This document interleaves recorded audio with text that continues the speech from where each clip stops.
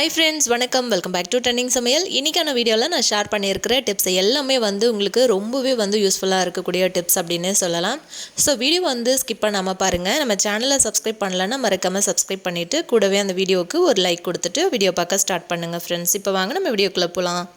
First tip என்ன அப்படின்னு பார்த்தீங்கன்னா, இந்த மாதிரி நம்ம வீட்டில் ஊதுபத்தி அப்படி இல்லைன்னா சாம்பிராணி போடுற ஸ்டாண்ட் வாங்கி வச்சுருப்போம் இல்லையா. இது நான் சாம்பிராணி போடுறதுக்கும் யூஸ் பண்ணுவேன். அதே சமயத்தில் ஊதுபத்தி ஏற்றி வைக்கிறதுக்கும் யூஸ் பண்ணுவேன். ஸோ ஊதுபத்தி ஏற்றி வைக்கும்போது என்னாகும் அப்படின்னா, இப்போ பாருங்கள், நான் ஊதுபத்தி ஏற்றி வச்சுருந்தது தான். ஸோ அது நம்ம அந்த ஹோல்ஸ் மாதிரி கொடுத்துருக்காங்க இல்லையா மேலே இருக்க மூடியில், அந்த மூடியோட கரெக்டாக அந்த எட்ஜு வரைக்கும் தான் ஊதுபத்தி எரியும். ஸோ அதுக்கு கீழே இருக்கிற ஊதுபத்தி எரியவே எரியாது. ஸோ அப்படியே அது அணைஞ்சு போகிறதுனால இவ்வளோ ஊதுபத்தி நமக்கு வேஸ்ட்டாக போயிடுது.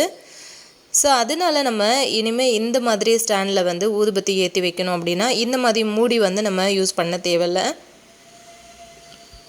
கீழே இருக்கிற பாட் மட்டும் யூஸ் பண்ணலாம். அப்படி இல்லை, இந்த மாதிரி ஸ்டாண்ட் உங்ககிட்ட இல்லை அப்படின்னு நினச்சிங்கன்னா, இந்த மாதிரி ஒரு வாட்டர் பாட்டிலோட மூடியில் அரிசி போட்டு கூட நீங்கள் இந்த மாதிரி ஏற்றி வைக்கலாம். இந்த மாதிரி நீங்கள் ஏற்றி வைக்கிறதுனால ஊதுபத்தி உங்களுக்கு ஃபுல்லாகவே நின்று எரியும். ஸோ கொஞ்சம் கூட உங்களுக்கு வேஸ்ட் ஆகாது. அப்படி இல்லை அப்படின்னா இந்த கப்புலேயே கீழே ஃபுல்லாகவே நான் அரிசி போட்டு எடுத்துகிட்டு வந்துட்டேன். ஸோ அதுக்குள்ளே நீங்கள் ஊதுபத்தியை ஏற்றி வச்சிட்டிங்க அப்படின்னா உங்களுக்கு சுத்தமாக கொஞ்சம் கூட ஊதுபத்தி வேஸ்ட் ஆகாது. இது நான் ஊதுபத்தி ஏற்றுறதுக்கும் அதே சமயத்தில் சாம்பிராணி போடுறது ரெண்டுக்குமே நான் இதை யூஸ் பண்ணுவேன். ஸோ அரிசி போட்டுட்டேன். இப்போ நான் இதில் ஏற்றி வச்சிடுறேன் ஊதுபத்தி. ஸோ அப்படி இல்லைன்னா உங்கள் வீட்டில் நெயில் பாலிஷ் எல்லாம் காலி ஆகிடுச்சுன்னா நம்ம தூக்கி போடுவோம் இல்லையா, குட்டி குட்டி பாட்டில்ஸு, அது யூஸ் பண்ணி கூட நம்ம ஊதுபத்தி ஏற்றி வச்சுக்கலாம். அப்படி இல்லைன்னா கம்ஃபர்ட் பாட்டில் மூடி, அப்புறம் துணி வாஷ் பண்ணுறதுக்காக யூஸ் பண்ணுவோம் இல்லையா லிக்விடு, அந்த மாதிரி பாட்டிலோட மூடிஸ் கூட நம்ம இதுக்காக யூஸ் பண்ணிக்கலாம். ஸோ இது ரொம்பவே யூஸ்ஃபுல்லான டிப்பாக இருக்கும் அப்படின்னு நினைக்கிறேன். ஸோ கண்டிப்பாக இதையும் ட்ரை பண்ணி பாருங்கள். இந்த மாதிரி செஞ்சீங்க அப்படின்னா ஊதுபத்தி உங்களுக்கு சுத்தமாகவே வேஸ்ட் ஆகாது. ஊதுபத்தியோட கடைசி வரைக்குமே நல்லா எரிஞ்சு அதுக்கப்புறமா தான் நிற்கும். ஸோ கண்டிப்பாக ட்ரை பண்ணி பாருங்கள். இப்போ நம்ம அடுத்த டிப் என்னென்னு பார்க்கலாம். இந்த மாதிரி நம்ம காயெல்லாம் வதக்கிட்டு இருக்கும்போது சில நேரத்தில் பார்த்திங்கன்னா அடியில் லைட்டாக பிடிக்க ஆரம்பிச்சிடும். ஸோ அந்த மாதிரி டைமில் நம்ம அதை கலரி விட்டுட்டோம் அப்படின்னா அடியில் பிடிச்சிருக்கிறது எல்லாம் சேர்த்து கொலாப்ஸ் ஆகி அந்த ஸ்மெல் வர ஆரம்பிச்சிடும். அந்த மாதிரி ஆகாமல் இருக்கிறதுக்காக ஒரு ஐஸ் கட்டி யூஸ் பண்ணிக்கோங்க. இந்த மாதிரி அடியில் பிடிக்குது அப்படின்னா டக்குன்னு ஐஸ் கட்டி போட்டுட்டிங்கன்னா அதோட டெம்பரேச்சர் நார்மல் ஆகிடும். ஸோ அந்த மாதிரி அடி பிடிச்ச வாசனை வரவே வராது. ஸோ அதுக்கப்புறம் நம்ம எப்போவும் வதக்குற மாதிரி இந்த மாதிரி காயை வதக்கி விட்டுடலாம். இந்த மாதிரி காயை நம்ம அடுப்பில் வச்சுட்டு வேறு வேலையில் இருந்துருவோம். ஸோ காய் அடுப்பில் இருக்கிறது சில நேரங்களில் மறந்து போயிடுவோம்.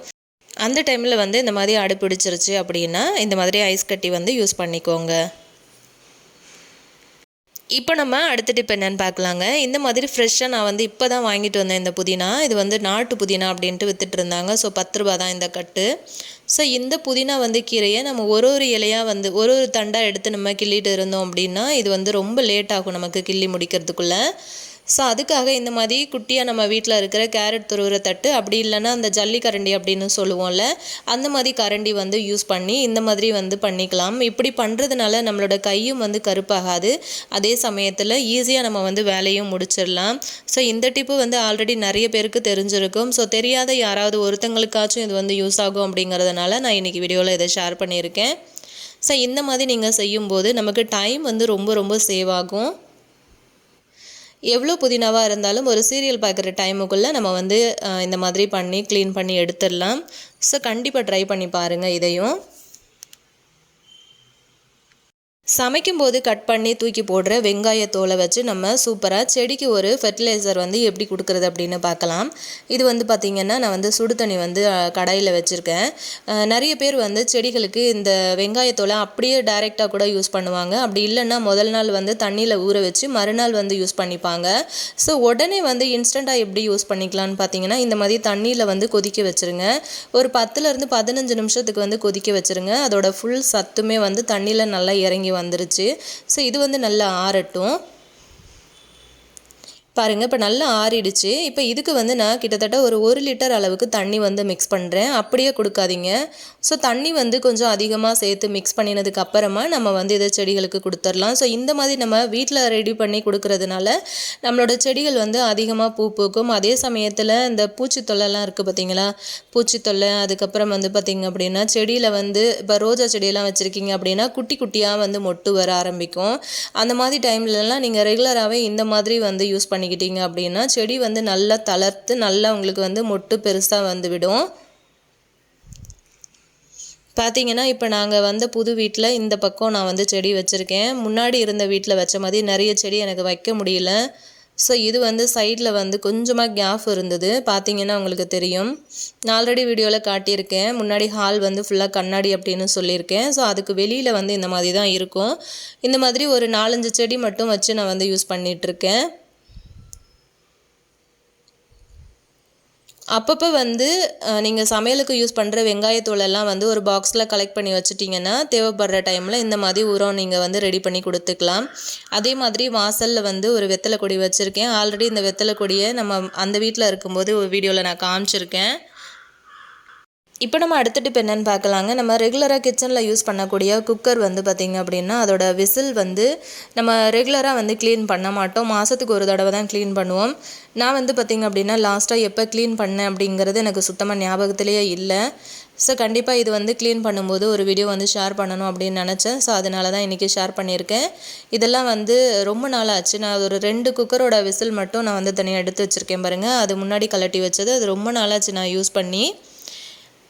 பார்த்திங்க அப்படின்னா உங்களுக்கே தெரியும் ரொம்ப கரை பிடிச்சி போயிட்டுருக்கு. ஸோ இந்த கரையை எப்படி நம்ம ரொம்ப செலவு எதுவும் இல்லாமல் வீட்டில் இருக்கிற பொருட்களை வச்சு எப்படி பளிச்சுன்னு புதுசு போல் ஆக்குறதுன்னு பார்க்கலாம். இந்த மாதிரி ஒரு கடாயில் தண்ணி சேர்த்து கொதிக்க விட்டுருங்க. கொதிக்க விட்டுட்டு இந்த நம்ம கழட்டி வச்சுருக்க அதாவது பார்ட்ஸ் எல்லாம் கழட்டி நான் எடுத்துட்டேன். அதாவது ஸ்டீல் பார்ட்ஸ் மட்டும் நான் வந்து தண்ணிக்குள்ளே சேர்த்துருக்கேன். சுடு தண்ணிக்குள்ளே ஒரு துண்டு எலுமிச்சம்பழம் துண்டு சேர்த்துருக்கேன். அதே மாதிரி 1/2 ஸ்பூன் அளவுக்கு பேக்கிங் சோடா வந்து சேர்த்துருக்கேன். ஒரு 2 விசிலில் இருந்து கலட்டினா அந்த பிளாஸ்டிக் மேலே மூடி வந்துச்சு பார்த்தீங்களா கருப்பு கலரில், அது மட்டும் நான் வந்து தனியாக எடுத்து வச்சுருக்கேன். அது சும்மா நார்மலாக நம்ம ப்ரஷ் போட்டு கழுவினாலே அந்த அழுக்கு போயிடும். ஸோ ஸ்பூன் வச்சு நான் அந்த மாதிரி பண்ணும்போதே அந்த அழுக்கு எல்லாம் விட்டு தனியாக வர ஆரம்பிக்குது பாருங்கள். ஸோ நம்ம எலுமிச்சம்பழம் துண்டு எதுக்கு சேர்த்தோம் அப்படின்னா நல்லா அது வந்து அழுக்க விட வைக்கும். ஸோ அதுக்காக தான். ஒரு 10 நிமிஷம் நல்லா கொதிக்கட்டும். கொதித்ததுக்கப்புறம் நம்ம ஸ்டவ் ஆஃப் பண்ணிடலாம். இப்போ இது நல்லா ஆறட்டும். இது கூடவே நீங்கள் வந்து விம் லிக்விடு கூட சேர்த்துக்கலாம். ஸோ என்கிட்ட விம் லிக்விடு முடிஞ்சிருச்சு. அதனால் நான் அந்த மாதிரி சோப்பு வந்து டிப் பண்ணிக்கிறேன் இந்த மாதிரி ப்ரஷ்ஷில். ஸோ இந்த மாதிரி வந்து ப்ரஷ்ஷில் வந்து சோப்பு தொட்டுட்டு இந்த மாதிரி நீங்கள் தேய்ச்சி விட்டுருங்க. ஸோ வந்து ரொம்ப உங்களுக்கு கரை வந்து போகாத மாதிரி இருந்துச்சு அப்படின்னா நம்ம பாத்திரம் கழுவுறதுக்கு யூஸ் பண்ணுற ஸ்க்ரப்பர் வந்து யூஸ் பண்ணிக்குவோங்க. பாருங்கள் நான் வந்து தேய்க்கும் போதே உங்களுக்கு தெரியும் ஸ்க்ரப்பர் யூஸ் பண்ணும்போது டப்புன்னு போயிடுச்சு அந்த அழுக்கு. நம்ம வாரத்துக்கு ஒரு தடவை கூட வந்து இந்த மாதிரி க்ளீன் பண்ண வேண்டாம். ஸோ மாதத்துக்கு ஒரு தடவை மட்டும் இந்த மாதிரி க்ளீன் பண்ணாலே போதும். எப்போவுமே குக்கரில் வந்து நமக்கு பிரச்சனை வருதுன்னா கண்டிப்பாக அது விசிலில் மட்டும்தான் பிரச்சனை வரும். ஸோ அதனால் வந்து நீங்கள் மாதத்துக்கு ஒரு தடவை இந்த மாதிரி நம்ம விசில் எல்லாத்தையுமே வந்து க்ளீன் பண்ணி வச்சிட்டோம் அப்படின்னா ரொம்ப வருஷத்துக்கு நம்ம வந்து குக்கரை புதுசு போலேயே நம்ம வந்து மெயின்டைன் பண்ணிக்கலாம்.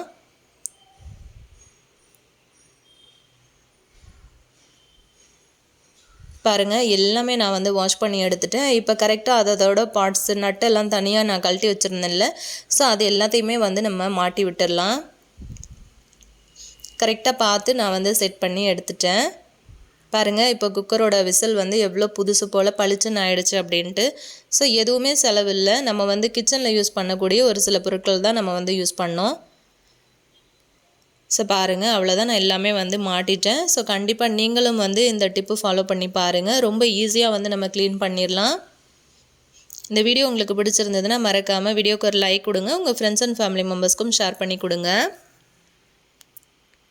இப்போ நம்ம அடுத்த டிப் என்னென்னு பார்க்கலாம். இந்த மாதிரி ஜாடியில் வந்து நம்ம உப்பு போட்டு வச்சுருப்போம்ல, ஸோ அந்த மாதிரி உப்பு போட்டு வச்சுருக்கும் போது என்ன ஆகுனா சில நேரங்களில் வந்து உப்பு தண்ணி விட ஆரம்பிச்சிடும். ஸோ ரொம்பவே ஒரு ஈரப்பதமாக இருக்கும். அந்த மாதிரி டைமில் வந்து இந்த மாதிரி நீங்கள் வீட்டில் நம்ம யூஸ் பண்ணுற அந்த தேங்காய் ஓடு இருக்குது பார்த்தீங்களா, தேங்காய் துருவிட்டு தூக்கி போட்டுருவோம்ல, ஸோ அந்த ஓடு வந்து இந்த மாதிரி உள்ளே வச்சிட்டிங்கன்னா அந்த உப்பில் இருக்கிற ஈரம் ஃபுல்லாகவே வந்து இந்த தேங்காய் ஓடு அப்சர்வ் பண்ணிகிட்டே இருக்கும். ஸோ உப்பு வந்து சீக்கிரத்தில் ஈரமாகாது. ஸோ கண்டிப்பாக ட்ரை பண்ணி பாருங்கள். இப்போ நம்ம சூப்பரான இன்னொரு டிப் என்னன்னு பார்க்கலாம். வீட்டில் இருக்கிற பால் பவுடர் யூஸ் பண்ணி எப்படி கடையில் வாங்குகிற அதே டேஸ்ட்டில் நம்ம வந்து 10 நிமிஷத்துக்குள்ளே பால்கோவா ரெடி பண்ணுறதுன்னு பார்க்கலாம். 2 கப் அளவுக்கு பால் பவுடர் எடுத்திருக்கேன். 1 கப் அளவுக்கு சுகர் வந்து நல்லா பொடி பண்ணி எடுத்து வச்சுருக்கேன். 1 கப் அளவுக்கு பால் எடுத்திருக்கேன், காய்ச்சி ஆற வச்ச பால். ஒரு அரை கப் அளவுக்கு, அதாவது அரை கப்புக்கும் கம்மியாக வந்து நெய் எடுத்திருக்கேன். ஸோ எதில் நம்ம பால்கோவாவை வந்து போட போகிறோமோ அது வந்து நெய் வந்து ஸ்ப்ரெட் பண்ணி தனியாக வச்சுக்கோங்க. இப்போ இந்த மாதிரி ஒரு நான்ஸ்டிக் பேன் வச்சுட்டு கொஞ்சமாக நெய் சேர்த்துக்கலாம். சேர்த்துட்டு நம்ம எடுத்து வச்சுருக்கிற பால் வந்து உள்ளே சேர்த்துக்கலாம். அதாவது காய்ச்சி ஆற வச்ச பால் வந்து கொஞ்சம் கொதிக்க ஆரம்பித்ததுக்கப்புறமா நம்ம பால் பவுடரை உள்ளே சேர்த்துக்கலாம். சேர்த்துட்டு இந்த மாதிரி நீங்கள் கலந்து விட்டுட்டே இருந்தீங்கன்னா அந்த கட்டி படாமல் அந்த கட்டி எல்லாத்தையும் உடச்சி விட்டுருங்க. இந்த மாதிரி நம்ம செய்கிறதுனால நம்ம ஈஸியாக வந்து டக்குன்னு வந்து பால்கோவா ரெடி பண்ணிடலாம். கொஞ்சம் நேரத்தில் அந்த கட்டியெல்லாம் உடஞ்சி நல்லா உங்களுக்கு வந்து இந்த மாதிரி ஒரு பதத்தில் இருக்கும்.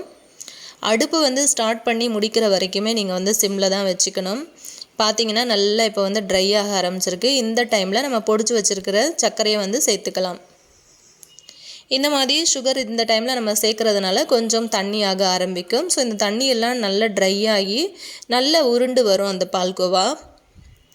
இதில் என்ன உங்களுக்கு ஒரு ஈஸி அப்படின்னு பார்த்தீங்கன்னா, பால் வந்து நம்ம சேர்த்து நம்ம கிட்டத்தட்ட ஒரு 1 லிட்டர் பால் வந்து சேர்க்குறோம் அப்படின்னா நமக்கு வந்து எப்படியும் 1 மணி நேரமாச்சும் ஆகும். ஆனால் உங்களுக்கு வந்து இந்த பால்கோவா உங்களுக்கு 10 நிமிஷத்துக்குள்ளே நீங்கள் பண்ணி முடிச்சிடலாம். பாருங்கள், ஒட்டாமல் வந்திருக்கு. இதுதான் பதம். இப்போ நம்ம ஆல்ரெடி எடுத்து வச்சுருக்கிற பிளேட்டில் வந்து மாற்றிக்கலாம். பார்க்கும்போதே உங்களுக்கு தெரியும், நல்லா ரொம்ப சூப்பராக இருந்தது. டேஸ்ட்டும் அட்டகாசமாக இருந்தது. கடையில் வந்து நம்ம வாங்குகிற பால்கோவாக்கும் இதுக்கும் கொஞ்சம் கூட டிஃப்ரெண்ட்டே இல்லை. செம சூப்பராக இருந்துச்சு. கண்டிப்பாக பால் பவுடர் வீட்டில் இருந்ததுன்னா இப்போவே கூட நீங்கள் வந்து ட்ரை பண்ணி பார்க்கலாம். அப்படி இல்லைன்னா பால் பவுடர் இதுக்காகவே நீங்கள் வாங்கி ஒரு தடவையாச்சும் வந்து ட்ரை பண்ணி பாருங்கள். ரொம்ப சூப்பராக இருந்தது. திடீர்னு ஒரு கெஸ்ட்டு நம்ம வீட்டுக்கு வந்துட்டாங்க, கொடுக்கறதுக்கு எதுவும் இல்லை அப்படின்னா இந்த மாதிரி வந்து பால் பவுடர் யூஸ் பண்ணி டக்குன்னு ஒரு ஸ்வீட் வந்து செஞ்சு கொடுத்துடலாம். நான் எடுக்கும்போதே உங்களுக்கு தெரியும் பாருங்கள், கடையில் வாங்குகிற பால்கோவா மாதிரியே இருக்குது. ஸோ கண்டிப்பாக நீங்களும் வந்து ட்ரை பண்ணி பாருங்கள். ஸோ செஞ்சு பார்த்தீங்க அப்படின்னா கீழே இருக்கிற கமெண்ட் செக்ஷனில் எப்படி இருந்துச்சு அப்படின்னு சொல்லிட்டு சொல்லுங்கள். இப்போ நம்ம அடுத்த டிப் என்னன்னு பார்க்கலாங்க. இந்த மாதிரி நம்ம பருப்பு வந்து வேக வைக்கும் போது என்னாகும் அப்படின்னா, தண்ணி வந்து கொஞ்சம் அதிகமாகிடுச்சுனாலும் அந்த விசில் வழியாக ஃபுல்லாகவே அடுப்பில் இருந்து எல்லா இடமும் பறக்க ஆரம்பிச்சிடும். பார்க்கவே ரொம்ப ஒரு மாதிரி இருக்கும் நம்மளோட கிச்சன். ஸோ அந்த மாதிரி ஆயிடுச்சு அப்படின்னா நான் வந்து விசில் வந்து ஓப்பன் பண்ணிட்டேன். இப்போ இதுக்குள்ளே வந்து ஒரு ஸ்பூன் வந்து இந்த மாதிரி போட்டு விட்டுடுறேன். இப்போ நான் உங்களுக்கு வீடியோவில் காட்டுறதுக்காக நான் ஃபஸ்ட்டு அது மாதிரி காமிச்சிட்டேன். ஸோ அதுக்காக இப்போ ஓப்பன் பண்ணிவிட்டு இந்த மாதிரி ஒரு ஸ்பூனை நான் உள்ளே வச்சுட்டேன். இப்போ நான் வந்து நம்ம நார்மலாக குக்கரை வந்து க்ளோஸ் பண்ணிடலாம். இப்போ நான் அடுப்பில் வச்சுட்டேன். விசில் வரும்போது பாருங்கள் எந்தளவுக்கு முன்னாடி வந்து எந்தளவுக்கு வந்துச்சு, இப்போ எந்தளவுக்கு குறைஞ்சிருக்குன்னு பாருங்கள். ஸோ கண்டிப்பாக இதையும் ட்ரை பண்ணி பாருங்கள். ஆல்ரெடி நான் போட்ட ரீசன்ட் வீடியோஸ் வந்து நீங்கள் பார்க்காம மிஸ் பண்ணிட்டீங்கன்னா மறக்காமல் சேனலுக்குள்ளே போய் செக் பண்ணி பாருங்கள். நம்ம சேனலோட பிளேலிஸ்ட்லையும் இருக்குது, நான் டிஸ்கிரிப்ஷன்லேயும் லிங்க் கொடுக்குறேன். இந்த வீடியோ பிடிச்சிருந்துச்சு அப்படின்னா மறக்காமல் உங்கள் ஃப்ரெண்ட்ஸ் அண்ட் ஃபேமிலி மெம்பர்ஸ்க்கும் ஷேர் பண்ணி கொடுங்க. இதே மாதிரி இன்ட்ரெஸ்டிங்கான இன்னொரு வீடியோவோட நான் உங்களை திரும்ப மீட் பண்ணுறேன் ஃப்ரெண்ட்ஸ். தேங்க்யூ.